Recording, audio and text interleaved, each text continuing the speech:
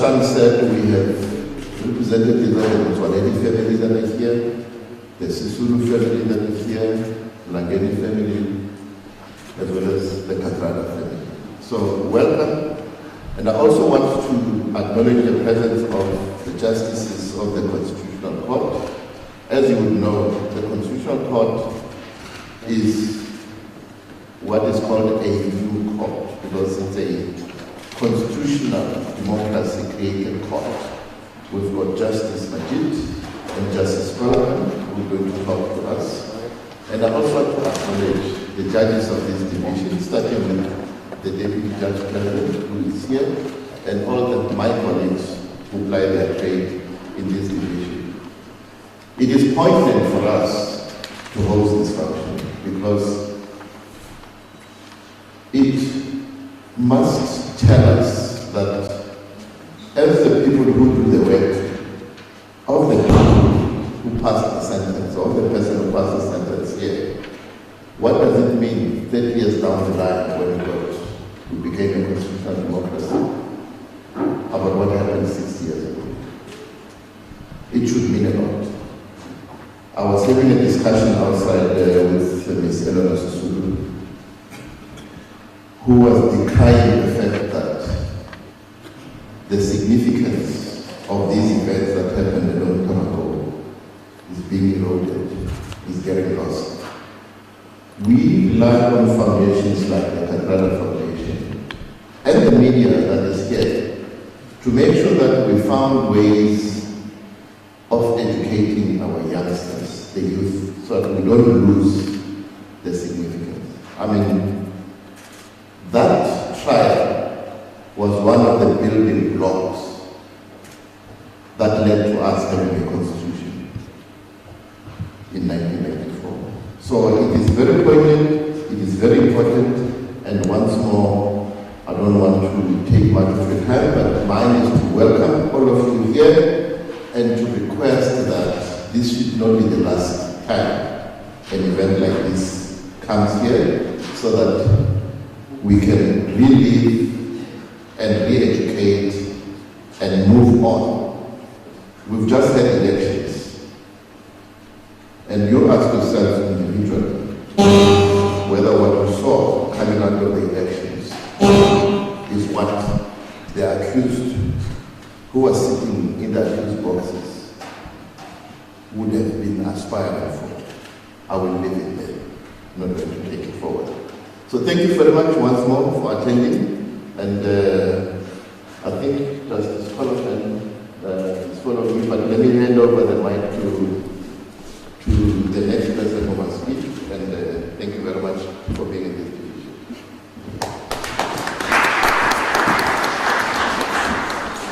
Thank you so much, Judge President. My name is Rivonia Trial. I am the Anti-Racism Program Manager at the Ahmed Kathrada Foundation. And I have the privilege of welcoming our guest speaker, our keynote speaker for today, Justice Jody Kollapen. So, Narendra Jody Kollapen, born on May 19, 1957, is a distinguished South African judge currently serving on the Constitutional Court of South Africa since January 1st, 2022. His appointment to the country's highest court by President Cyril Ramaphosa came after a decade of service in the High Court of South Africa, Gauteng Division, Pretoria, where he had been a judge since 2011. Born in Lady Selborne, Pretoria, to Tamil South African parents, Kollapen's early life was shaped by the injustices of apartheid. His family's forced relocation under the Group Areas Act and his mother's activism in anti-apartheid passive resistance campaigns inspired his pursuit of justice. He studied law at the University of Durban-Westville and later at the University of the Witwatersrand, earning his BProc and LLB degrees. Kollapen's legal career is deeply rooted in human rights advocacy. Prior to his judicial appointment, he served as the chairperson of the South African Human Rights Commission from 2002 to 2009, a period marked by his fervent commitment to justice and equality. Before that, he was the National Director of Lawyers for Human Rights, an organization he joined in the early 1990s. At Lawyers for Human Rights, he coordinated the Release Political Prisoners Program, which championed the rights of political prisoners during the tumultuous apartheid era. Notably, he served as the instructing attorney in several high-profile cases, including the Sharpeville 6 and the Dalmas Treason Trial. Justice Kollapen's judicial tenure has been marked by several landmark judgments. One of his notable rulings was the case of Henny and others versus Minister of Correctional Services, where he granted an urgent interdict allowing prisoners to use laptops in their cells for study purposes. Another significant case was the Limpopo textbooks case, where he reprimanded the National Education Department for its failure to deliver textbooks to schools in the province and issued a structural order outlining deadlines for textbook deliveries. Apart from his judicial duties, Kollapen has contributed to legal education as a lecturer at the Center for Human Rights at the University of Pretoria. His commitment to civil society is evident in his involvement with various organizations, including the Legal Resource Center, the Center for the Study of Violence and Reconciliation, IDASA, and the London-based Article 19. Throughout his career, Kollapen has been a steadfast advocate for human rights and justice, leaving an unforgettable mark in South Africa's legal landscape. If we could all just give a round of applause to welcome Justice Kollapen.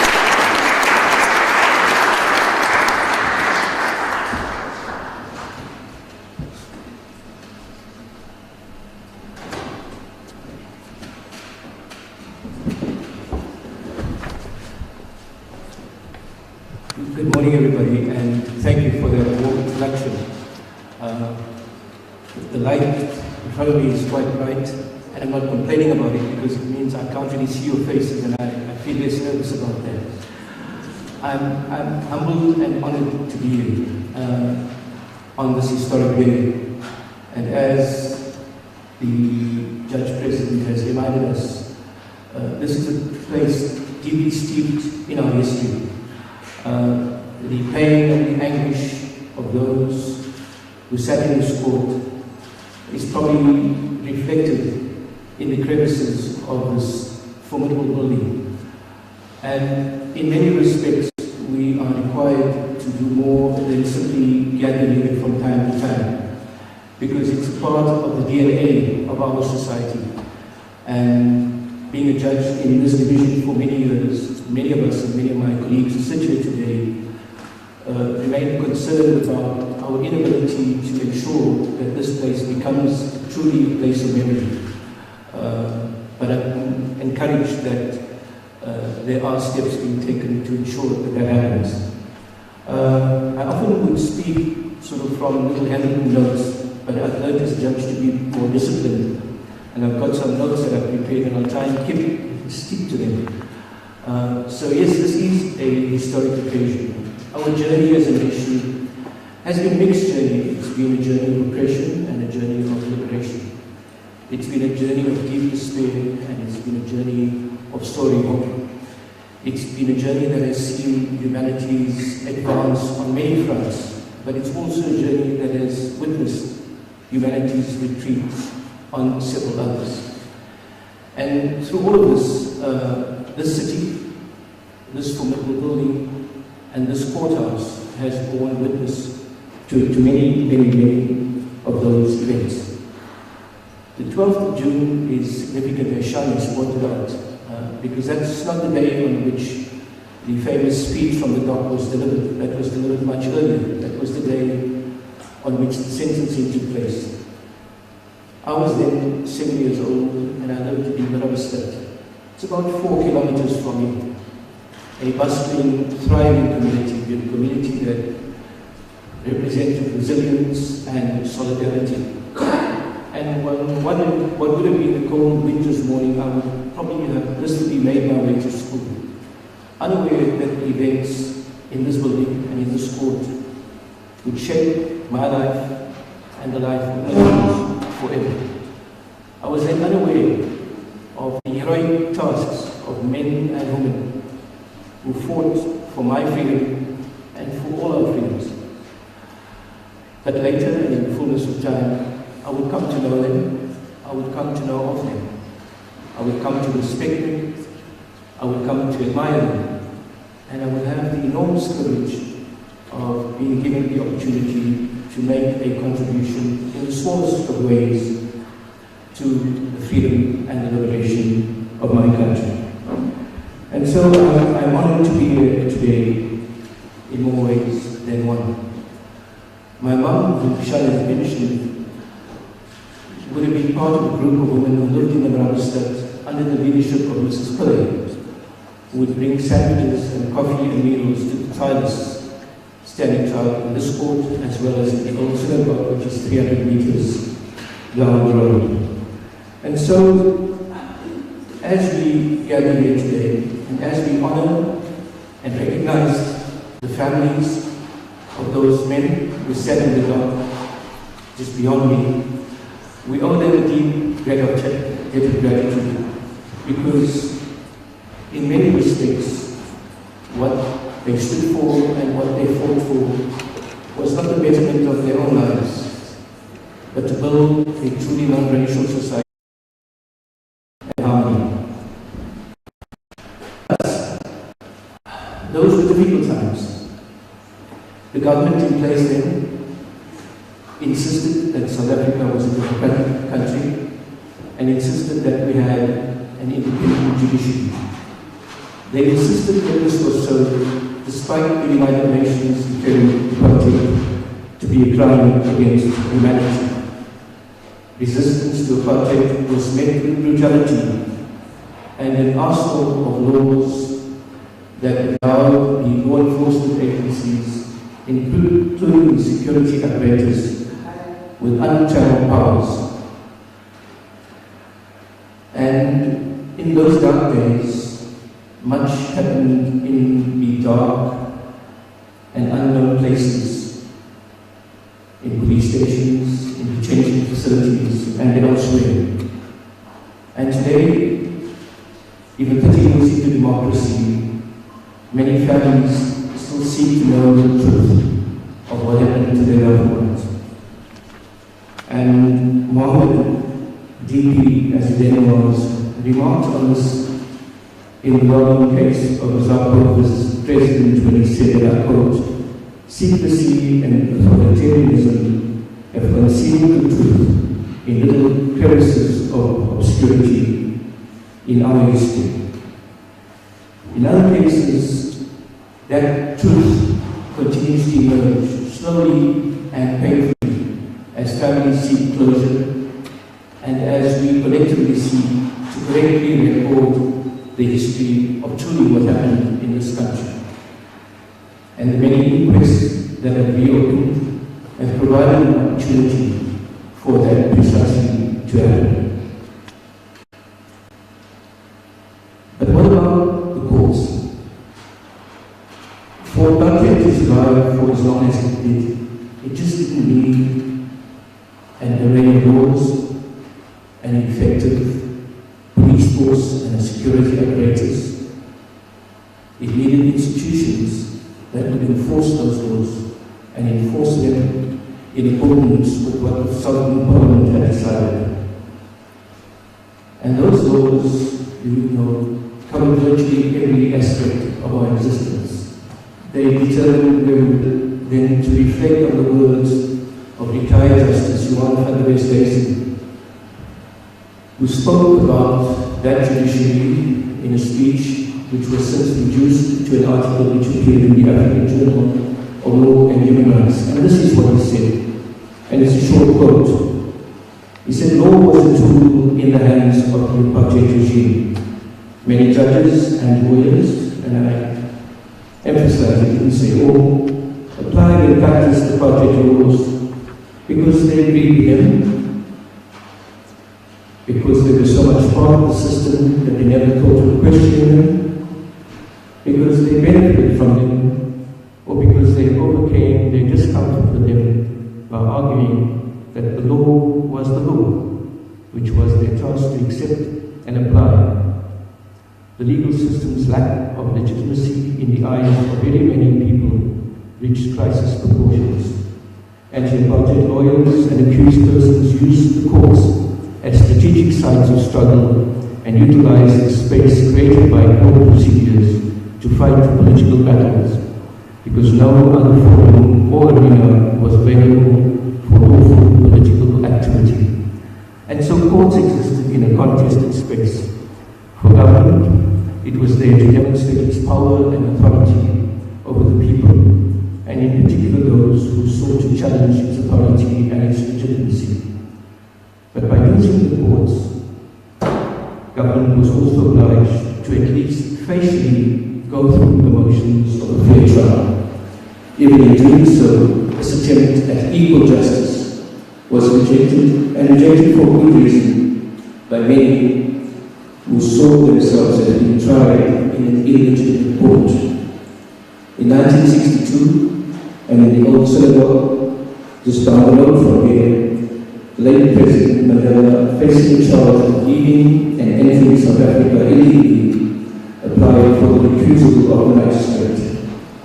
The application was unsuccessful, of course, but this is in part what he argued. He said that it offended the elementary principles of justice to bring him before a court constituted by a system of government in which he and millions others played no part, and to have his case heard by those who were responsible for the establishment and maintenance of that very system in which they had a material interest and which excluded the majority. He asked the rhetorical question, and I quote, "What sort of justice is this that enables the aggrieved to sit in judgment over those against whom they have laid a charge? A judiciary controlled entirely by whites and enforcing laws enacted by a white parliament in which Africans have no representation, laws which in most cases are passed in face of unanimous opposition from Africans," he asked. In doing so, he emphasized more than once that his recusal application was no personal attack on the magistrate or prosecutor, and that it was the system that enabled this to happen that was the target of his eye. In the years that followed, and as resistance to context came, internally and externally, the state became even more uncompromising in its approach to those who resisted its policies. In the early 1980s, I worked in a law firm probably about 200 meters away from this court, and my work almost on a daily basis required me to enter the court building. I would come into court, see this very court, and sit in the separate designated visitors gallery for black people, observing the proceedings. I watched in awe and fascination how some of the greatest legal minds argued their cases with passion and eloquence.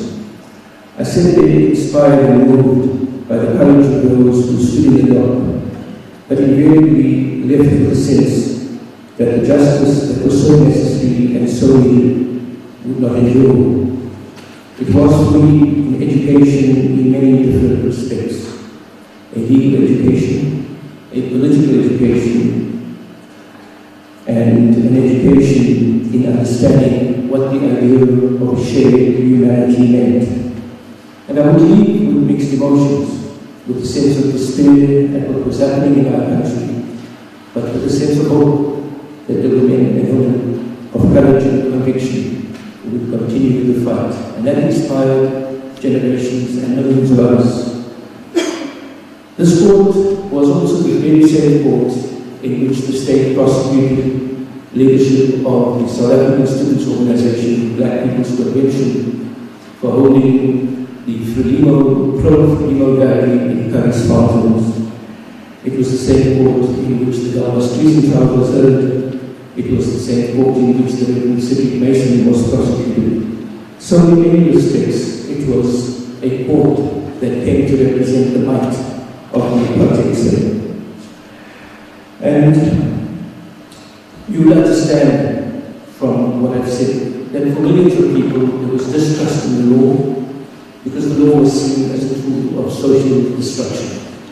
There was mistrust in the institutions that were required to enforce the law, because they were not institutions in which millions of people had the opportunity to participate. They were institutions designed to maintain and uphold a particular political system and a political ideology that sought to create a hierarchy of humanity in this country. So much has been said about the celebrated speech, lasted about 3.5 hours, and much has been written about its strategic dwells, how in the time it took to deliver the speech, the court, the nation, the world at large, was allowed, if you were willing to listen, to understand the genesis of the struggle of the African people in this country. That what they sought was simply to live a life of decency and dignity. The speech also captured the numerous attempts by those to seek a peaceful and negotiated solution to the problem that faced the African people in this country, and the rejection of those attempts. The speech also touched on what ultimately prompted the liberation movements to resort to the armed struggle, and how in its conception the armed struggle was about hitting economic installations, focusing on ensuring that there was no loss of life and no loss of civilian life. And so that was the hallmarks of the speech, but I recall three things of the speech that I think is important for today. One, the idea of leadership. And in his speech, former President Mandela spoke about the great leaders of this country,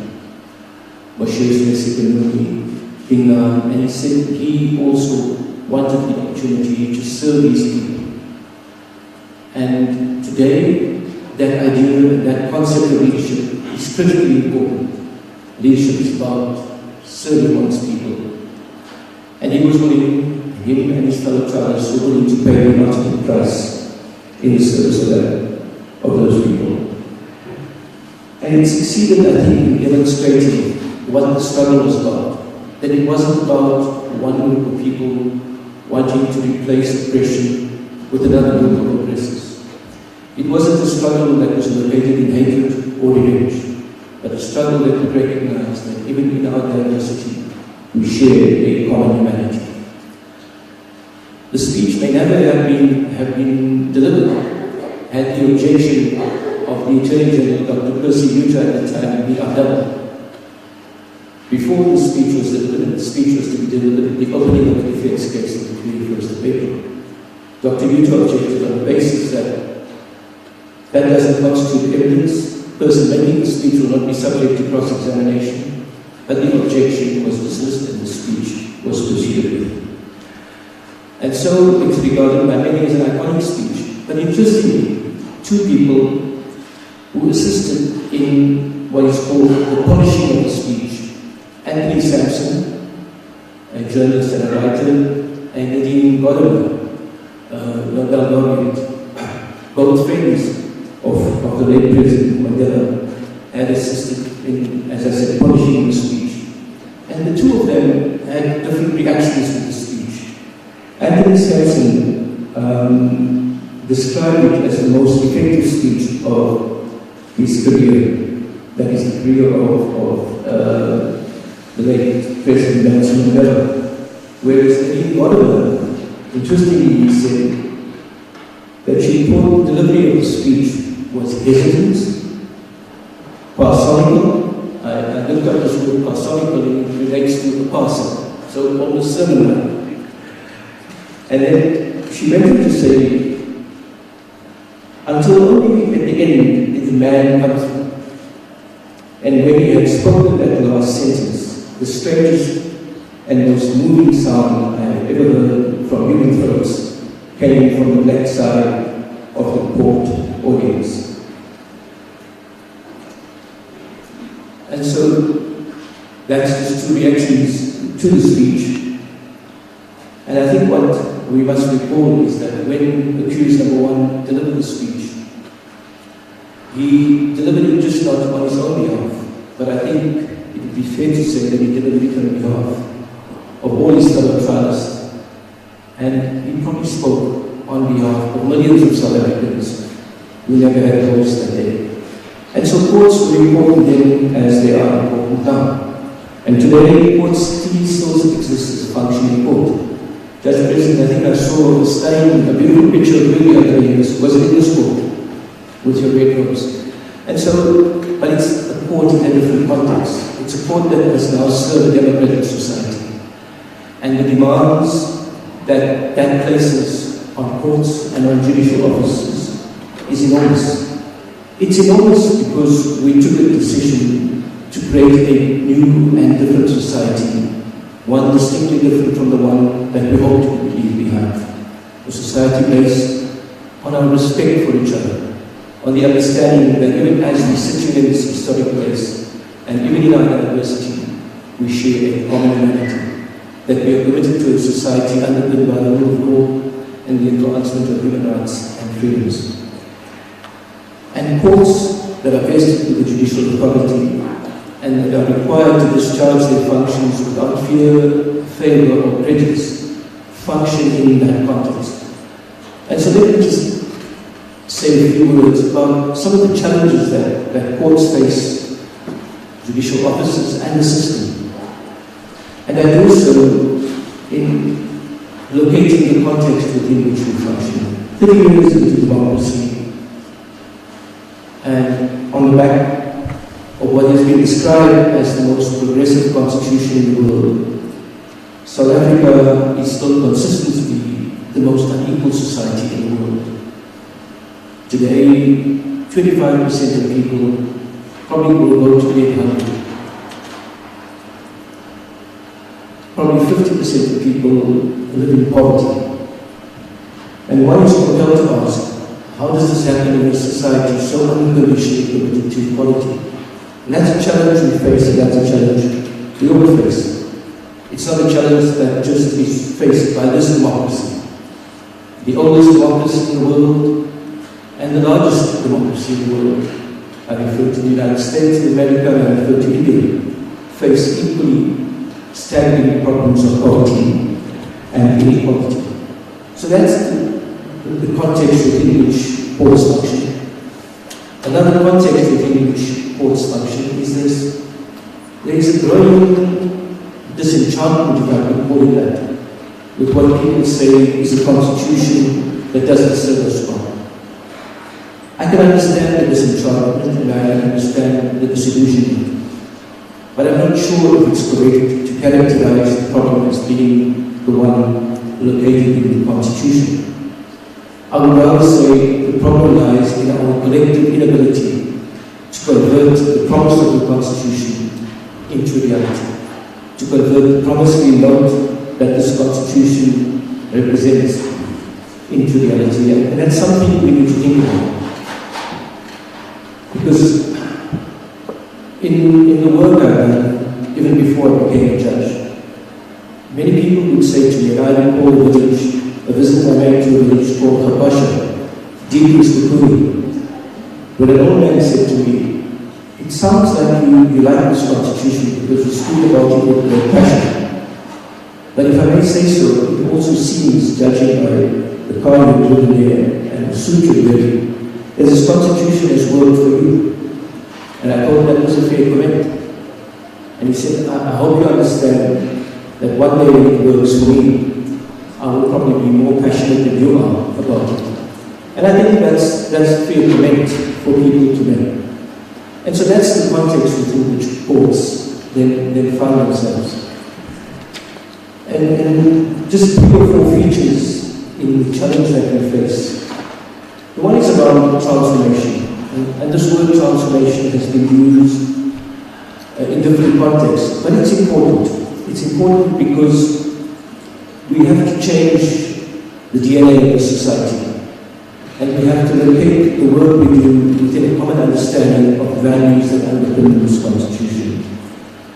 And the optics of transformation are important in terms of what a court must look like. But I think equally important is the values that underpin that transformation. And transformation is not an easy thing. It creates discomfort, it creates uncertainty, and it creates insecurities. Because truly what we are required to do in the process of transformation is to examine ourselves, is to examine our own biases, our own prejudices, and that's more difficult. And we see in our society every day the discomfort that often attaches to debates around transformation. But I would like to think, and I say this as a judge, that the journey begins with me. And I can do no better than to quote from Stephen King's book, called Brown Fisher, Africana Revolutionary. You will recall Brown Fisher was the lead counsel in this court and a year later he was arrested and sentenced to life imprisonment, released at the time when he was terminally ill. But a remarkable man. And this is what Stephen King writes about Brown Fisher. He says, he came out of African nationalism. He died belonging to the whole of South Africa. He never saw this as a betrayal of African identity, but rather as its fulfillment. The extension towards the true meaning of the name African. And while Stephen King was writing about Brown Fisher, I think what he says is relevant to all of us. How we undertake our own journey of transformation. And so that's important in the context of society. The transformation is then equally important in the context of the judiciary. So that people walk into a court and feel confident that they're being tried by a bench or by a system that represents them. And that doesn't mean that as a black person you are entitled to ask for a black judge to sit in judgment of you, or as a white person, but it's a system that represents the diversity of our nation, and it's what former President Mandela spoke to when he sought the recusal of the magistrate that was unsuccessful. The second difficult issue is around the separation of powers. And we don't function in a system of parliamentary sovereignty. The Constitution proclaims its sovereignty, and it mandates in Section 172 that a court, when dealing with a constitutional matter, must declare law and conduct that is inconsistent with the Constitution, inconsistent to the extent of its inconsistency. That has been the subject of much debate, because there have been debates and arguments that at the one hand, courts overreach, they stray into the lanes of the other arms of government. And on the other hand, there have been criticisms that courts are conservative, not politically, but conservative by nature, and they exercise too much of deference towards government in claims, in particular around socio-economic rights. I think those debates are healthy and must continue, but I simply wish to make one point, and that is that because of the supremacy of the Constitution, and because of the powers that a court must exercise in terms of Section 172, if a court intrudes into assessing the work of other arms of government, then it does so not because it simply elects to do so. It does so because the Constitution mandates it to do so, and the Constitution contemplates that it must do so. And so this argument that courts don't interfere with regulation, I think is misplaced. On the contrary, I think too many matters come to courts. I think there's an over-reliance, as it were, on courts to find the solutions to the problems that society faces. And I'm not sure if I'm equipped to deal with a dispute within a religious community, for example. I know I had to deal with a dispute in a church involving, I think, 3 million Christians. And I said to them, I have great faith in you, because you've chosen a meeting that was a big stream to try and resolve the dispute. I thought they would ask my recusal, but they didn't. But the point is simply that that's what happens, and I think that in a democracy, the best guarantee of democracy is when people engage with their government. And Amartya Sen, the Nobel laureate, was in South Africa many years ago. And he spoke about the two perspectives of democracy. One he said was the public ballot perspective, which is the adequacy of the public ballot, and something that has played itself out in the last 3 weeks or so in South Africa. But the other is what he called the public reasoning perspective of democracy. What he called the ability of government to respond to public reasoning. What he called government by dialogue. And I think that's what we may be missing in a large measure in our democracy. The ability of government to engage in discussion with its citizens, to listen and to be responsive. And courts don't function that way. Courts don't function in a participatory way. And litigation is limited. It's an important tool, but it has its limitations. It's issue-based, it's evidence-based, it's costly, and it takes time.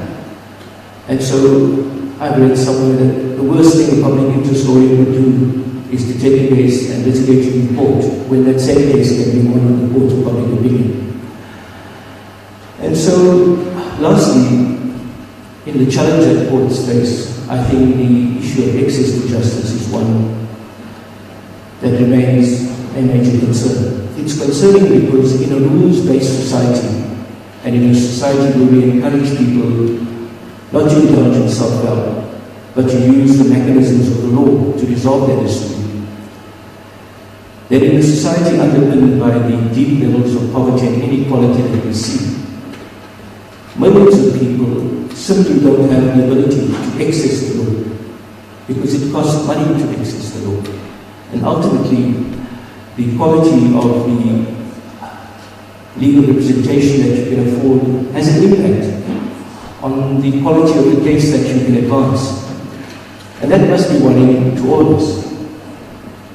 I mean, in our courts every day, people lose their homes, their only place of living, in cases where they are by and large unrepresented.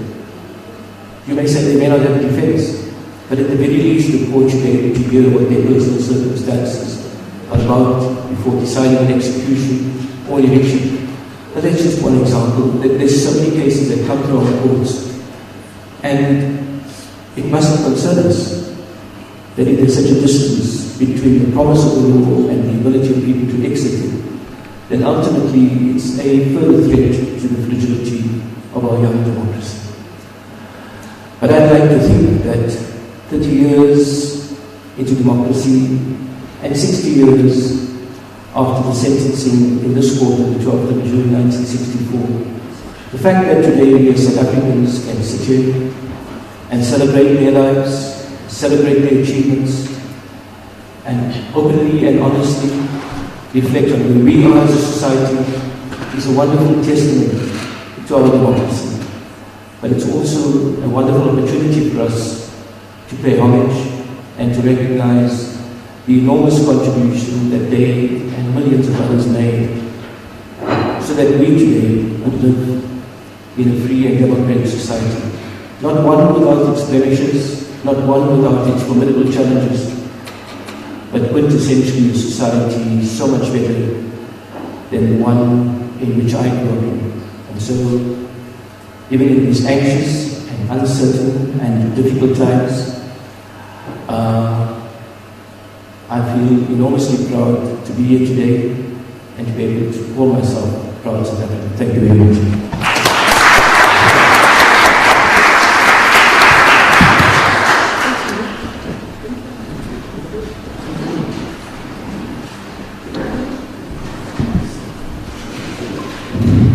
Thanks, Justice Kollapen.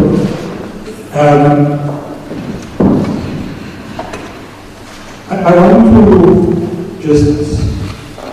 there are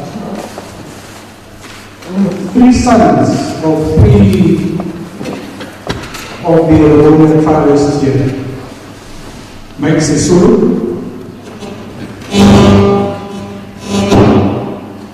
Salo Mlangeni, Koketso Watsoleni, who's there. And then because Ahmed Kathrada didn't have any kids, his niece is here, Zora Harrington. She likes to call herself Kathrada still, but she's Harrington. And I'm not sure whether any of you have ever sat in the dock in this port, but 60 years ago, your relatives, your fathers, and in your case, your uncle Zora, that's where they sat. And where they heard that they were going to spend this time in prison. Ahmed Kathrada writes, on a bleak midwinter morning in 1964, cold, wet, icy, windy, 7 prisoners were landed by plane on Robben Island, the prison off the coast of Cape Town.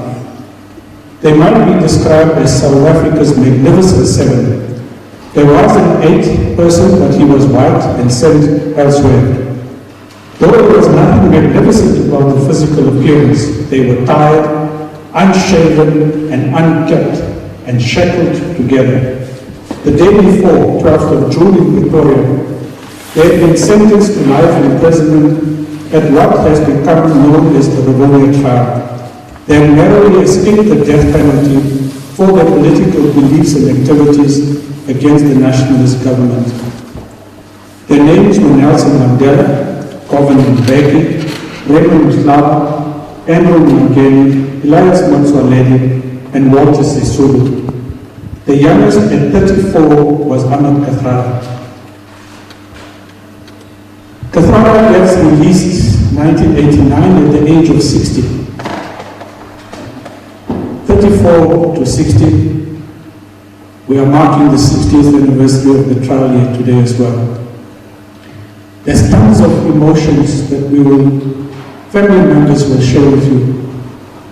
But what we thought was important in this court today was to hear the actual voices of some of the trials. So we're going to play a few minutes of Madiba's speech.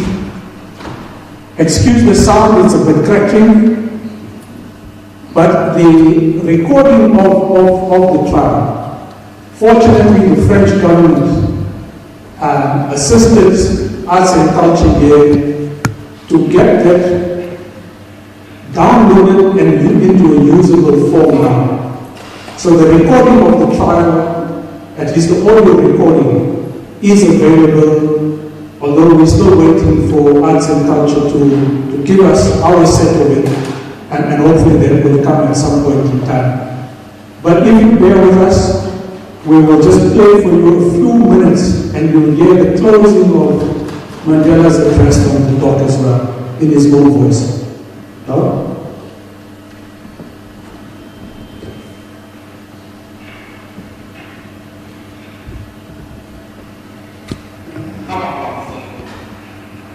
If I came here and not my resource, or to use the language of the state committee, so-called house. But in the recent time in Africa, and if we want the richest country in the world, but it is the land of a tree and remarkable qualities. The power and joy, what we have been the highest standard in the world, while others live in poverty and misery. Poverty goes hand in hand with violence and disease. The illness of malnutrition and deficient disease very high among countries. The incidence of infant mortality is one of the highest in the world. The lack of human dignity exceeds the cause is the direct result of the cause of white supremacy. White supremacy in blood, black in figure, legislation designed to preserve white supremacy and threaten this notion. I have dedicated my life to this struggle of the African people. I have fought against white domination and against black domination. I have cherished the idea of a democratic and free society in which all persons will live together in harmony and with equal opportunity.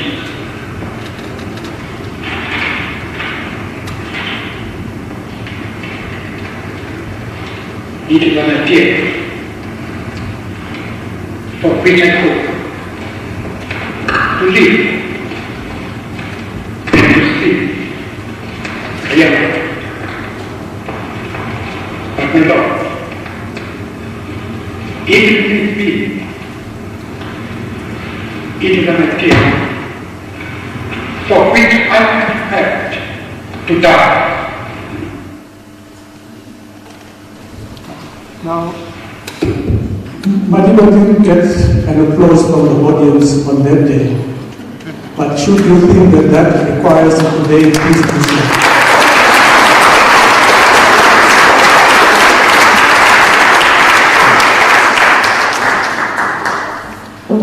There's hours and hours of these recordings that are available. I don't know how and where it can be placed so that it is accessible.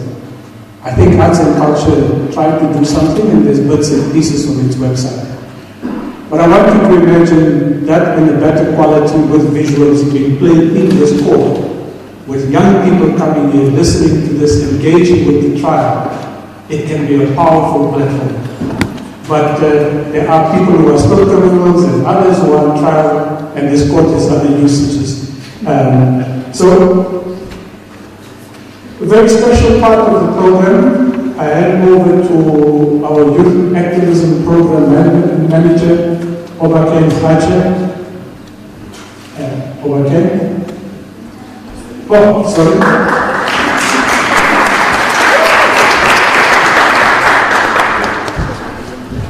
Thank you so much, Mr. Bolton and Juliana. My name is Ahmed Kathrada, and I serve as the Youth Activism Program Manager at the Ahmed Kathrada Foundation.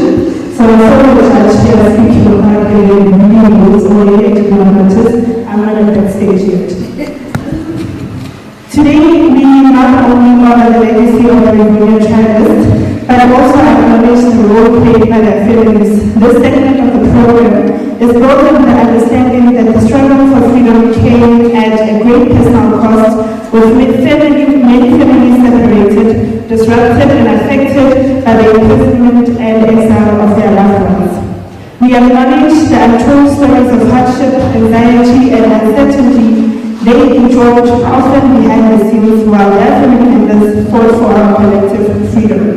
With that being said, please help me welcome representatives from the families of some of the Rivonia trialists who are joining us here today to share with us their 4 minutes reflections on what the trial meant for them and their families. And first up, on behalf of Ndate Elias Motwale's family, we are joined by his son, Ndate Motwale, who will be joining in the front show.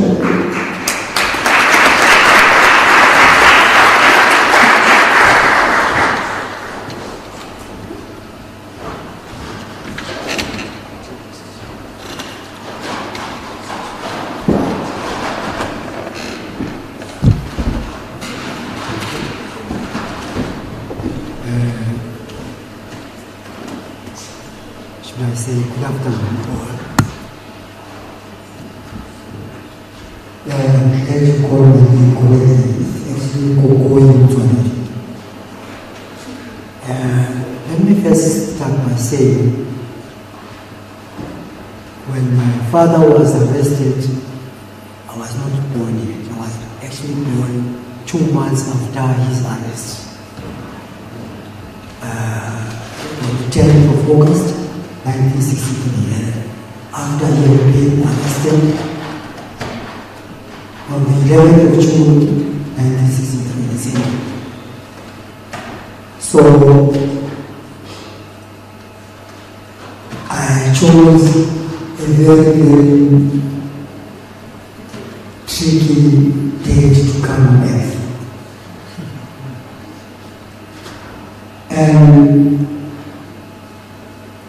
on this day, when they were sentenced to life imprisonment, my mother was in detention. She had been arrested on the 30th of February 1964. Yes. Under the 90 days without trial detention laws. So when the 90 days ended, as she was about to walk out the door, they rearrested her for another 90 days. And when she was arrested, I was only 6 months old.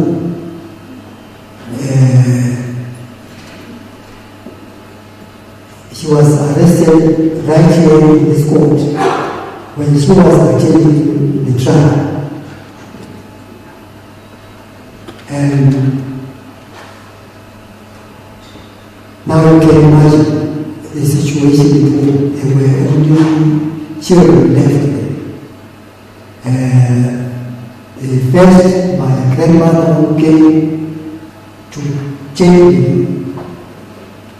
as a baby of the family to look after me, to take care of me. And she looked after the family as well. It was almost, if I may put it in those ways, to say it was disastrous. A very, very difficult time in our lifetime as a family. You know, when you face times like that, people think you got support, but let me start by saying it was people ran away from the police. They did not want to be associated with people like the Rivonia Trial, people who fought against apartheid. For obvious reasons that they were afraid of the police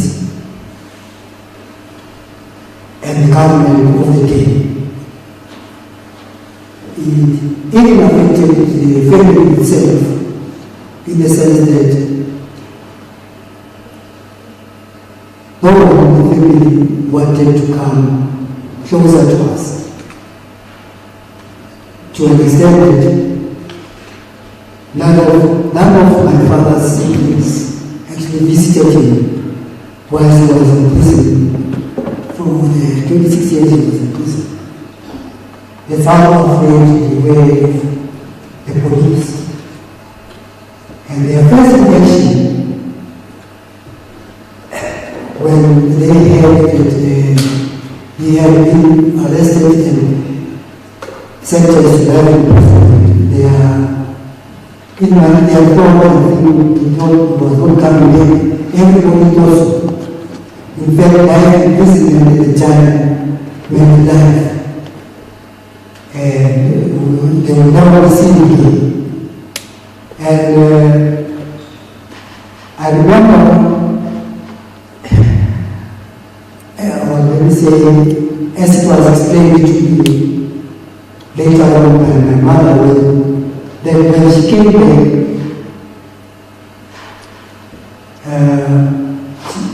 after spending 162 days in detention, she came back.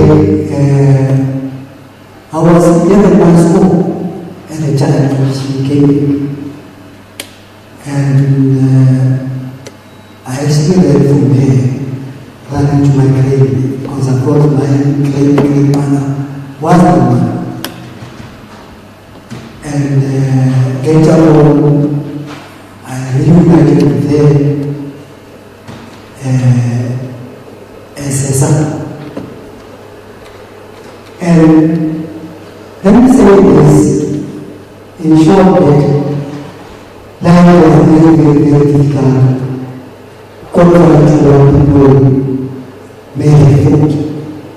But I want to say that I'm proud that my father was part of the people that brought the liberation to this country.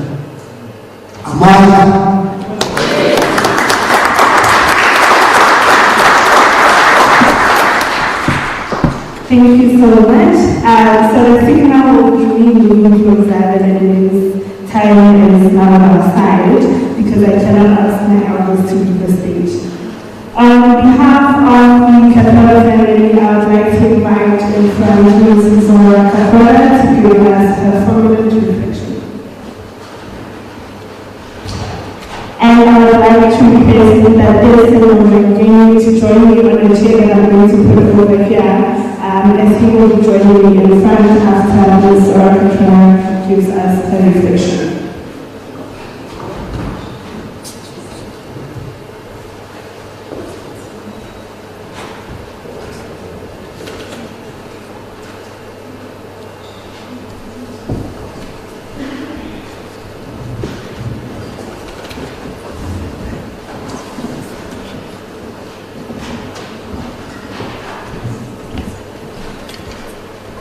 Respected elders, friends from the legal fraternity. My name is Ahmed Kathrada, the niece of Ahmed Kathrada, also fondly known as Uncle Kathy, or Kathy, or in the family we used to call him Nana. So I have to start off by a bit of humor. You know, I must say our forefathers who sentenced in this very court, they still had a great sense of humor. So the reason why we were here today, so Nana and I, we come from a small town called Swaziland. It's like a farm. So whenever I had to take Nana to a function, by the way, I was in SPA as well. Shana appointed, was looking for a PA at the time and I was in SPA. So whenever we had to go to functions and we run late, and he should tell me, and he was always meticulous with time. And he used to say, but you are late again. And I would remind him, Nana, remember we are from a small farm, we are farmers. There are no robots in Swaziland. There's one main job. So how do you expect me to come to a city with so many robots? Then I come to Pretoria, then I got my cousin Bazira, another farmer who's my co-pilot. I'm the driver, she's the co-pilot, and we both get lost. Even after Shira sends us the phone location. So